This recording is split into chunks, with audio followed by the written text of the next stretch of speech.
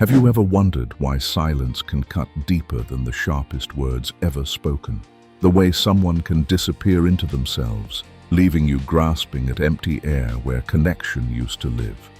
This phenomenon reveals how avoidant silence was weaponized, turning what should be a tool for reflection into a weapon of emotional warfare. When people with avoidant attachment styles retreat into silence, they create a fortress around themselves that keeps others at bay, often without realizing the devastating impact of their withdrawal. Picture this silence as a master chess player who never moves their pieces. The game stalls, tension builds, and the other player grows increasingly frustrated, making desperate moves while the silent player maintains perfect control through complete inaction. This weaponization of silence doesn't require raised voices or cruel words. Instead, it operates through absence, through the strategic withholding of emotional engagement that leaves relationships starving for connection. Understanding this pattern matters because silence affects every relationship dynamic imaginable.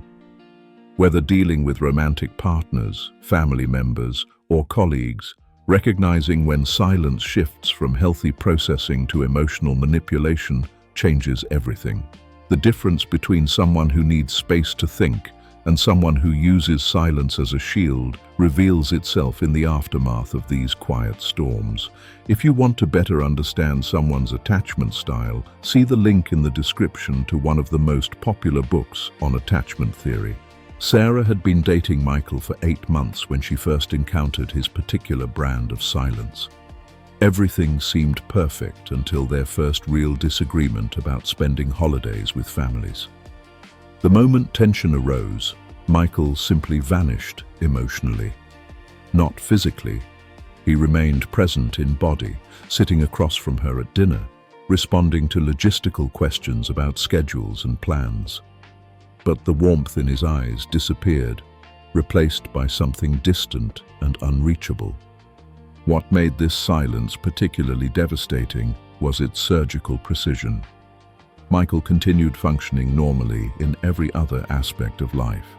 He went to work, met friends for drinks, even texted Sarah about picking up groceries. But any mention of their relationship, their future, or the underlying tension resulted in complete emotional shutdown. Sarah found herself walking on eggshells, desperately trying to restore connection, while Michael seemed perfectly content, existing in this frozen state. The cruel genius of this approach became clear over time. Sarah began questioning her own needs, wondering if wanting to discuss their relationship made her needy or demanding. She started avoiding topics that might trigger another withdrawal, essentially training herself to accept less intimacy to prevent the punishment of silence. This dynamic perfectly illustrates confirmation bias in action. Michael's silence confirmed his internal belief that relationships were dangerous and overwhelming, while simultaneously confirming Sarah's growing fear that she was too much for anyone to handle. But here's where the story takes an unexpected turn. 3 weeks into this silent treatment, Sarah made a decision that changed everything. Instead of continuing to chase connection, she stopped trying altogether. Now let's examine how to navigate these treacherous waters when silence becomes a weapon rather than a tool. The first crucial step involves recognizing the difference between healthy processing time and manipulative withdrawal. Healthy silence includes communication about needing space, a general time frame for when conversation will resume, and acknowledgement that both people matter in the relationship equation. When someone uses silence as a weapon, they provide no information about their internal process, no timeline for resolution, and no acknowledgement of how their withdrawal affects others. Think of Blair Waldorf from Gossip Girl. When she got upset, everyone knew exactly where they stood because she communicated her displeasure clearly. Weaponized silence operates differently, creating confusion and self-doubt in its wake. The second essential strategy requires setting boundaries around silent treatment. This means clearly communicating that while processing time is respected and encouraged, indefinite withdrawal from relationship discussions is unacceptable. These boundaries must include specific consequences, not threats, but actual changes in behavior when the silent treatment continues beyond reasonable timeframes. Consider how Joe Goldberg from the Netflix series You manipulates situations through calculated behavior.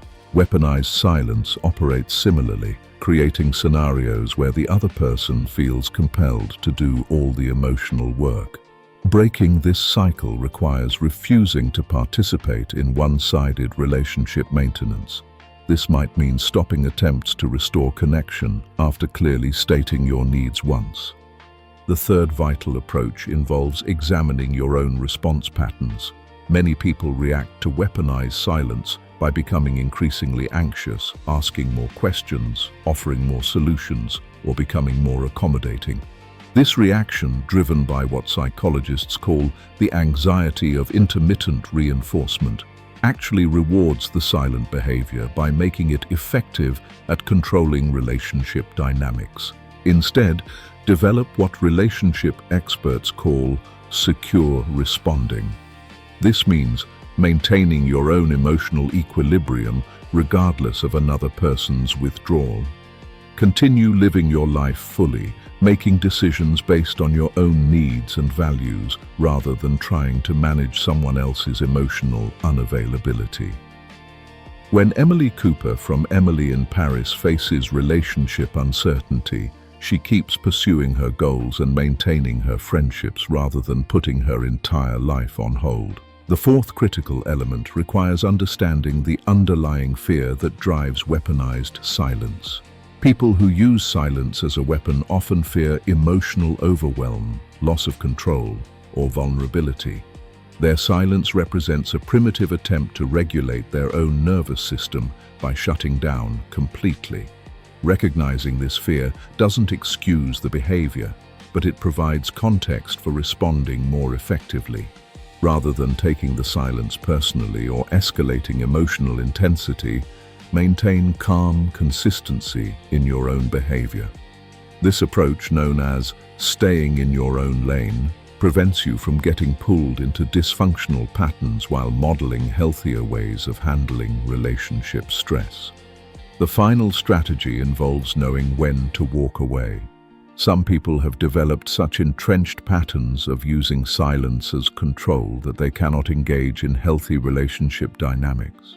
Recognizing these situations requires honest assessment of whether the person shows any willingness to acknowledge how their silence affects others or take steps toward more open communication. Here's what makes weaponized silence so insidious and why understanding these patterns matters so deeply. Unlike other forms of relationship manipulation that leave obvious marks, weaponized silence operates in the shadows, making you question your own perceptions and needs. It slowly erodes confidence in your ability to assess relationship health accurately. The path forward requires commitment to your own emotional well-being regardless of how others choose to engage.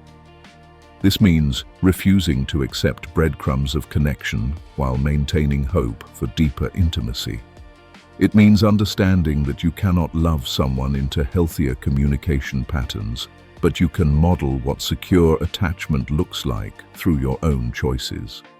Remember that healthy relationships include natural periods of quiet, reflection, and individual processing.